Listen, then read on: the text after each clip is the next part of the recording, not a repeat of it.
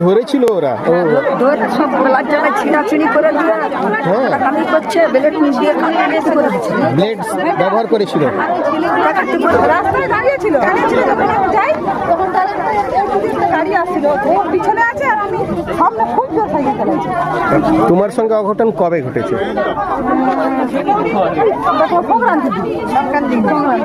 সংক্রান্তির সময়, মানে 15 জানুয়ারির দিকে। হ্যাঁ হ্যাঁ, জানুয়ারিতেই। এবার তুমি বলো কোন জায়গায় হয়েছে? ওই কোনটা কারেক্ট, এই কলেজ মোড়ের বাম্পারের কাছে।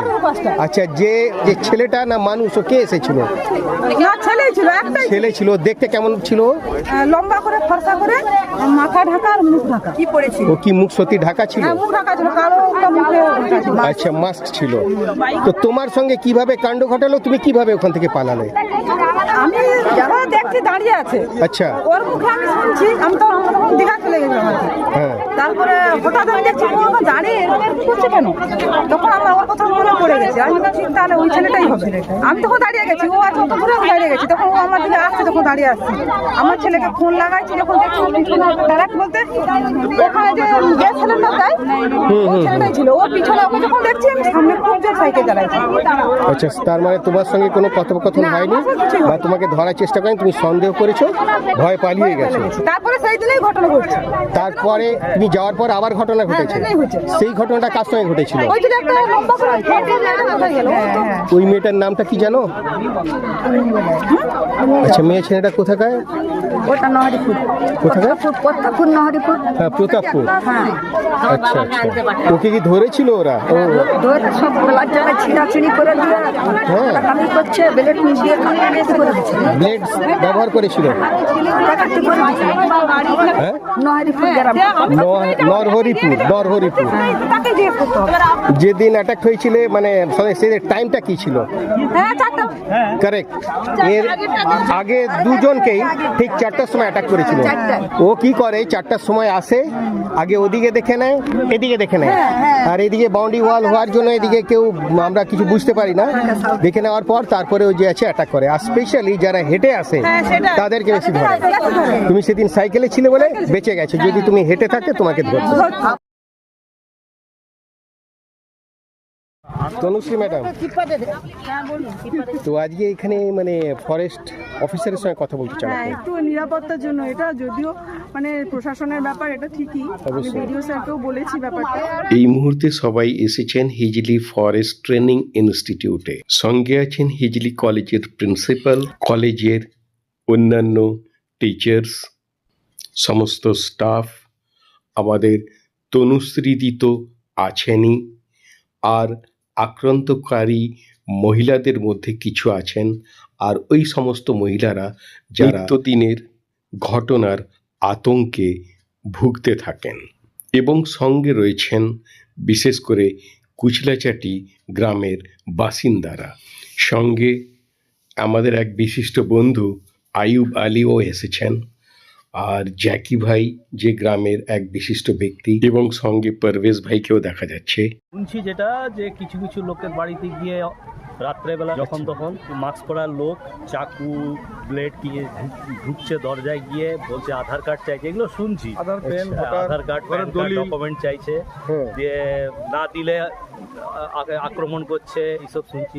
রাস্তায় আক্রমণ হচ্ছে, মহিলারা দুপুরবেলা রাস্তায় যাওয়া আসা করছে কাজের উদ্দেশ্যে, তাদের যাওয়ার সময় ফেরার সময় বিভিন্নভাবে অত্যাচার করছে তারা। এদেরকে একজনকে ধরা যায়নি এখন পর্যন্ত। এখনো এত ওরা দ্রুতভাবে পালাচ্ছে, কেউ উঠতে পারছে না। আনএক্সপেক্টেড এরকম কিছু ঘটনার জন্য আজকে সবাই একত্রিত হয়েছে। ঘটনা হয়েছে বিগত এই 5-6 দিন আগে।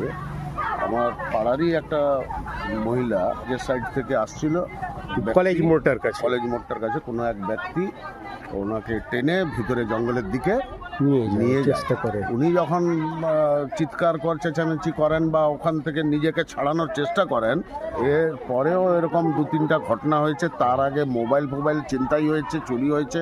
ওই 10-15 দিনের অন্তরে এটা হয়েছে। হ্যাঁ, ঘটনা নিজে সচক্ষে উপস্থিত ছিলাম যখন চিৎকার চেঁচামেচি হয় সামনের কলেজের পাশে। দোকান থেকে খবর পেয়ে আমিও গাড়ি নিয়ে এসে ছুটে আমরা জঙ্গলের ভিতরে চেষ্টা চালিয়েছিলাম যাতে ধরা যায়। ভিতরে তো জঙ্গলটা একদম রাস্তা থেকেই তো জঙ্গল।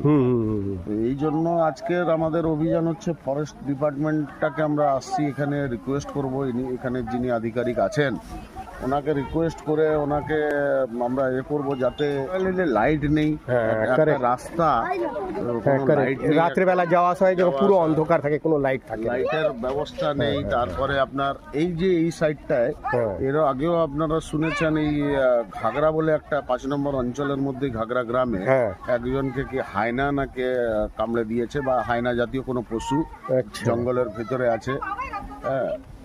এরকম ম্যাটারগুলো জঙ্গলের ভেতর থেকে সব বেরিয়ে আসছে। এরকম ম্যাটারগুলো যাতে ডিপার্টমেন্টের ফরেস্ট ডিপার্টমেন্টের দিক থেকে যাতে কোনো স্টেপ নেওয়া হয় বা তার মানুষের জীবনযাপন করতে তো অসুবিধা হয়ে যাবে না এতে। তার জন্য আমরা আসছি, আজকে একত্রিত হয়েছি আমাদের পাড়ার বা এলাকার কিছু মহিলা বা আমরা যারা গ্রামের বাসিন্দা তারা উপস্থিত হয়ে চেষ্টা করছি যাতে এই জিনিসটা থেকে সবাই রেহাই পায়। অবশ্যই অবশ্যই।